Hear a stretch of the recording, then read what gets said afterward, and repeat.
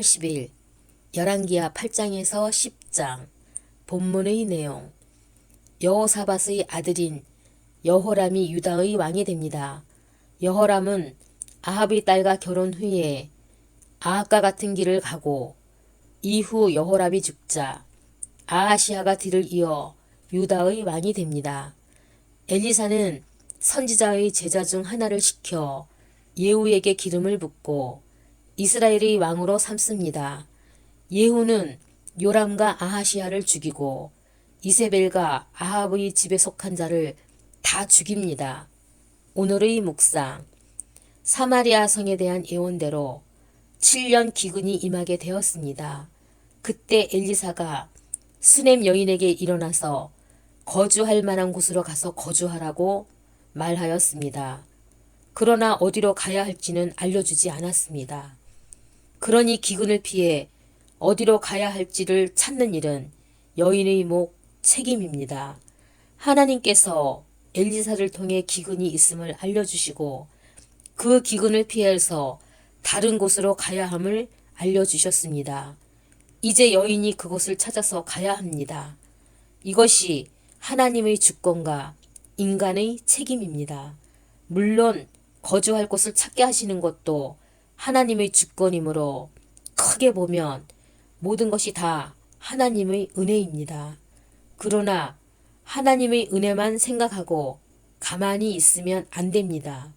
왜냐하면 하나님의 뜻을 이루시는 방법이 바로 인간의 책임이기 때문입니다. 열심히 씨를 뿌리는 인간의 책임을 다하면 그 일을 통해 하나님의 주권적인 은혜 가운데 싹이 나고 자라고 열매가 맺히는 것입니다. 여인이 엘리사의 말을 듣고 블레셋으로 갔습니다. 이 일이 쉽지는 않습니다. 왜냐하면 평생을 살아온 수넴을 떠나는 것도 어렵고 블레셋으로 갔을 때 누가 맞아주는 것도 아니고 기근이 임한다는 것도 엘리사의 말뿐이지 다른 증거가 없습니다. 그러나 엘리사의 말을 믿고 믿음을 가지고 간 것입니다. 7년 후에 여인이 자기가 살던 곳으로 돌아왔는데 그 집과 전터는 남의 것이 되어 있었습니다. 그래서 호소하려고 왕에게 나아갔습니다. 그때 마침 게하시가 왕에게 엘리사가 수넴 여인의 아들을 다시 살린 이야기를 하고 있었습니다. 그런데 그 이야기의 주인공인 수넴 여인이 왕에게 호소하려고 온 것입니다. 저 여인입니다. 내가 방금 말한 사람이 바로 저 사람입니다. 게하시 입장에서는 자기가 한 말이 사실임이 입증되었고 왕 입장에서는 여인이 하는 말을 귀 기울여 듣게 된 것입니다. 여인이 왕에게 호소하는 일, 중간에 하나님의 개입과 간섭이 있습니다. 하나님께서 게하시를 미리 먼저 보내시고 왕으로 하여금 엘리사가 행한 큰 일을 듣게 하심으로써 그 일의 주인공인 여인이 나타났을 때 그녀의 호소를 잘 듣게 하신 것입니다. 이를 보면 수넴 여인이 하나님의 보호와 돌보심 속에 있습니다.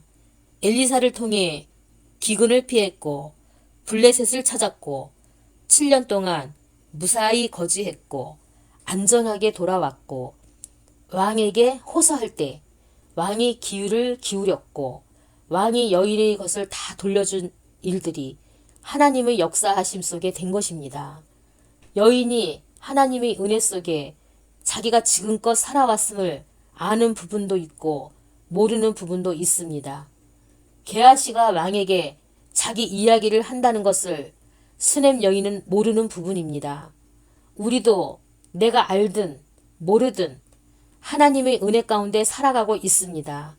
그러므로 어떤 일을 만나도 내가 모르는 하나님의 은혜가 있고 하나님의 치밀한 간섭과 개입이 있음을 알아야 합니다. 그것이 바로 하나님을 믿고 의지하는 것입니다. 오늘의 질문 1.